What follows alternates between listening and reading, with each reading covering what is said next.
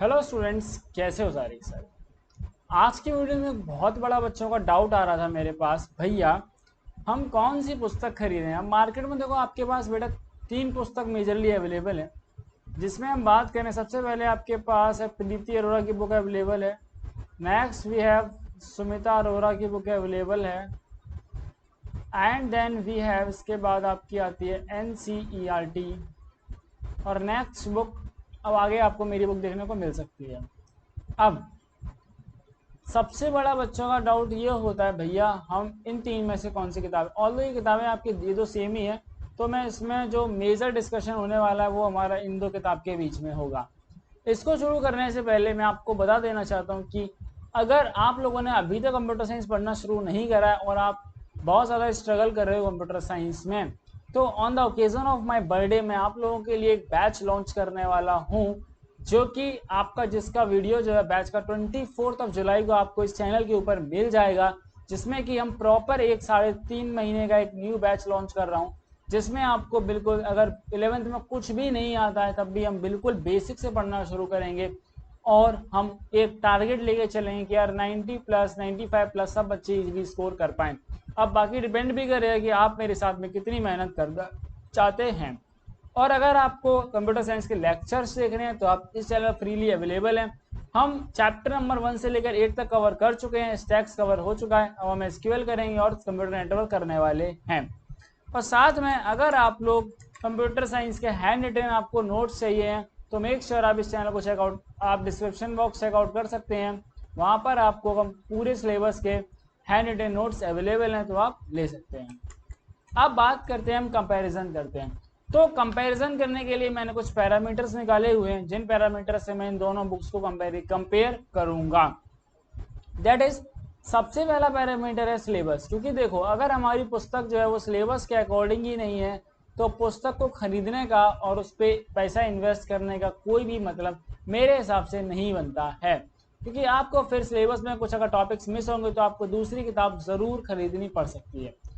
तो अगर मैं सुमिता अरोरा की बात करूँ तो सुमिता अरोरा आपका जो लेटेस्ट सीबीएसई का सिलेबस है वो पूरा कवर करती है। वहीं पर एनसीईआरटी जो है वो आपका सिलेबस पूरा कवर नहीं करती है। इसमें एक चैप्टर है फंक्शंस। ओके, जब मैंने ये बात बोली तो मुझसे एक बच्चे ने कहा भैया फंक्शंस चैप्टर तो क्लास 11 की एनसीईआरटी में दिया गया है, लेकिन जब मैंने क्लास 11 की एनसीईआरटी देखी तो उसमें भी मुझे ये चैप्टर नहीं मिला। तो आपके लिए फंक्शन चैप्टर बहुत ज़्यादा इंपॉर्टेंट है, अच्छा खासा वेटेज रखता है ये चैप्टर, और ये आपके एनसीईआरटी में दिया नहीं गया है। सबसे पहला कौन सी है, देखो दोनों ही बुक का कुछ बेनिफिट है और कुछ लॉस भी है, तो एनसीईआरटी का भी एक बेनिफिट है जो लास्ट में आपको ज़रूर बताऊंगा। Next we have, that is, अगर मैं बात करूं इसके बाद आपका एक प्रॉपर फॉर्मेट की, ठीक है, जिस तरह आपको सुमिता अरोरा बुक में कुछ चीज़ों के प्रॉपर सिंटेक्स लिखे हुए मिल जाते हैं, उसके बाद आपको तुरंत वहाँ पर एग्जांपल्स दिए गए हैं, तो क्या है ना, सुमिता अरोरा को एक प्रॉपर स्ट्रक्चर में दिया गया है। सो यहाँ पर आपकी प्रॉपर फॉर्मेट में सुमिता अरोरा जीत जाती है, एनसीईआरटी इसमें प्रॉपर फॉर्मेट मुझे वहाँ पर नहीं लगा।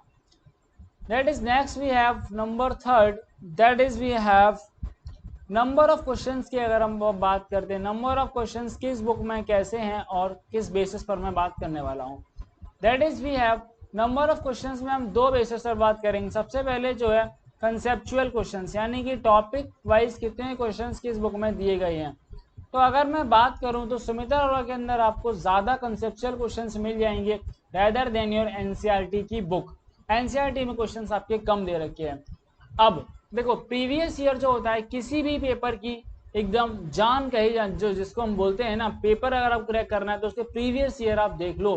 तो अगर हम पीवाई क्यूज के बेसिस पर बात करें तो आपके सुमिता अरोरा में आपको पीवाई क्यूज मिल जाएंगे, एनसीईआरटी में आपको पीवाई क्यूज देखने को नहीं मिलते हैं।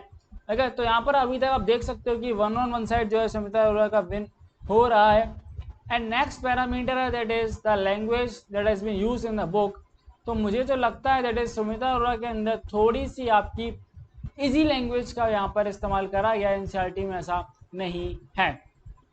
Next, but next and also the last, जो मैंने आपको बताया था कि मैं लास्ट में एक बताऊंगा, दैट इज, अगर मैं यहीं पर CUET के परस्पेक्टिव से देखने लग जाऊं चीज़ों को, ठीक है, that is common university entrance exam. अगर मैं इसके पर्सपेक्टिव से दोनों पुस्तकें देखता हूँ तो फिर आपकी जो एनसीईआरटी है ये क्लियरली विनर होती है, बिकॉज एनसीईआरटी में जो बेटा सिलेबस दे रखा है इन्होंने, एनसीईआरटी में जो सिलेबस दिया गया है वही आपका सिलेबस सीयूईटी का एग्जैक्ट सिलेबस कंप्यूटर साइंस का मैच करता है।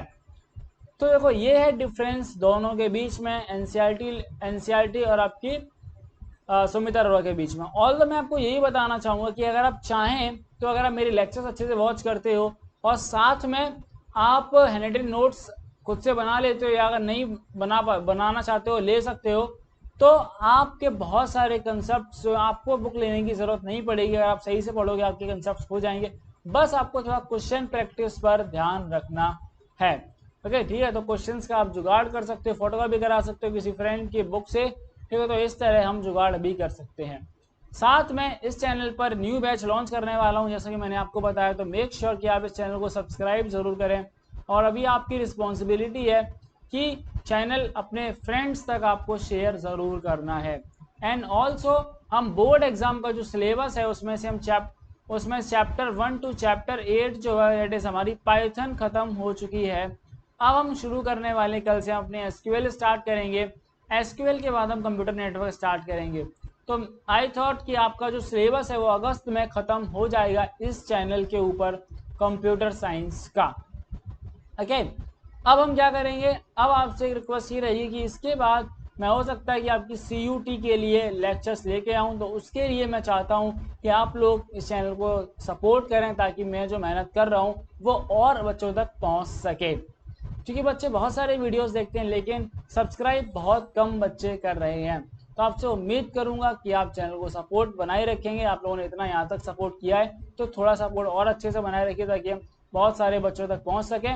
और मैं सिलेबस इसलिए मैंने जल्दी ख़त्म किया है क्योंकि कोई बच्चा ये ना कह पाए भैया मुझे फ्री में आपने लेक्चर्स तो दिए लेकिन आपने सही टाइम पे सिलेबस नहीं दिया। अगर आपने मेरे ऊपर ट्रस्ट करा हुआ है तो मैंने आपको बहुत अच्छा क्वालिटी कंटेंट दिया है। आप अगर मेरे लेक्चर्स को देखोगे तो आपको समझ में आ जाएगा। बहुत सारे बच्चे कहते हैं भैया best teacher for computer science, best teacher for computer science. देखो मैं बेस्ट टीचर नहीं हूँ, मैं बस आप लोगों को चीज़ें उतना सिंप्लीफाई करके पहुँचाना चाहता हूँ वो जितनी सिंप्लीफाइड हैं। बस आप कुछ नेगेटिव बिलीव्स की वजह से और अपने कुछ ऐसे बिलीव बना लेते हो कि भैया हमें कहाँ समझ में आएगी कंप्यूटर साइंस, क्यों नहीं आएगी।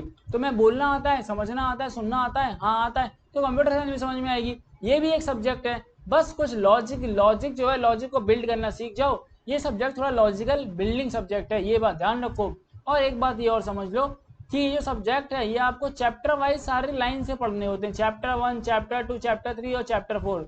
और देखो चैप्टर 1 का कंसेप्ट चैप्टर 3 में यूज हो सकता है, 1 का 3 में भी हो सकता है, 4 में भी, 2 का भी 4 में हो सकता है। तो सारी चीज़ें आपको सही से याद होनी चाहिए, पता होनी चाहिए, सारे कंसेप्ट रिवाइज होने चाहिए, तो हम इसमें बहुत आराम से जो है अच्छे नंबर स्कोर कर सकते हैं। तो आज की वीडियो में इतना ही, मिलेंगे हम सभी एसक्यूएल वाले लेक्चर्स के साथ में। तब तक के लिए शेयर बटन एकदम दबा दो, फोड़ दो, सब्सक्राइब बटन मुझे नहीं पता, बस दब जाना चाहिए।